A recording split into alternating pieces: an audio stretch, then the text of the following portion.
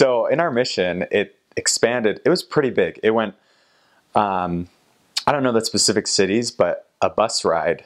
So from Rosario, the main center part of the mission, you could take a bus ride that was about 8 hours north, a bus ride that was about 5 hours to the east, and a bus ride that was probably 6 hours south. And to the west, maybe like 3 or 4 hours. So it was a big place, right? It was a big mission.